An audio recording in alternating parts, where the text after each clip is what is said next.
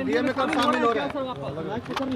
देखिए, हमने कहा कि जब मुझको जो बात बतानी होगी तब हम आपको बुला करके बताएंगे। अभी उस स्तर तक हम अपने को प्रिपेयर नहीं कर पाए हैं कि हम उन चीज़ों को आपसे शेयर करें।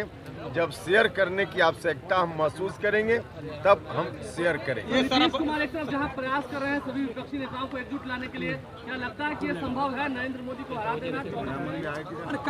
देखिए, इस पर तो हमने कई बार कहा है कि श्री नरेंद्र मोदी जी के समक्ष कम से कम 2024 में तो कोई चैलेंज नहीं है।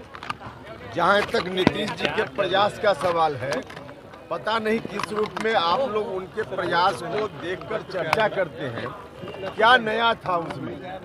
जाकर के मिले कुछ लोगों से, मिलने के बाद मीडिया से जब मुखातिब हुए उस वक्त सिर्फ वही लोग थे, उन्हीं पार्टियों के नेता थे जिन पार्टियों के साथ बिहार में नीतीश जी होते हैं, कांग्रेस, आरजेडी, जनता दल यूनाइटेड।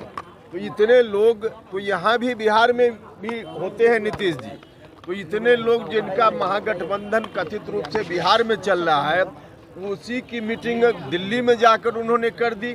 इसमें क्या नया है? कुछ भी नया नहीं। के नेता कह रहे हैं डील क्या हुई है बताएं जरा। आरजेडी कह रही है कि डील हुई है।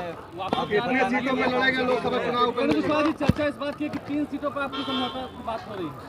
पता नहीं, अब आपको जब मालूम है तो हमसे पूछ क्यों रहे हैं? देखिए, हमको जब जानकारी देनी होगी तब हम देंगे, अभी आवश्यकता नहीं है।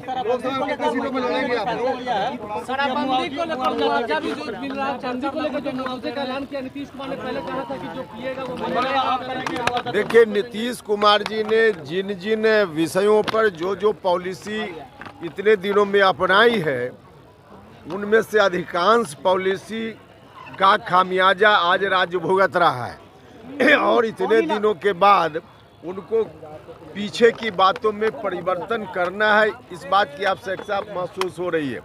अभी आपने देखा कि शिक्षक बहाली की जो प्रक्रिया है राज्य सरकार की, इस संदर्भ में बार बार हम लोग बोल रहे थे यह प्रक्रिया आपकी गलत है, इससे क्वालिटी शिक्षा की अच्छी नहीं होगी, बिगड़ रही है, आप इसको बदलिए, शिक्षकों की बहाली आयोग बनाकर कीजिए।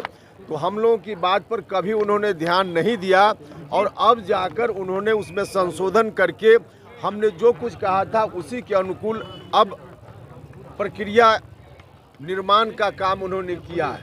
तो नीतीश कुमार जी तो खुद ही अब इतने दिनों में 17-18 साल में उनकी उस बहाली की प्रक्रिया के कारण जिन बच्चों का भविष्य बर्बाद हो गया, उसको कौन लौटाएगा?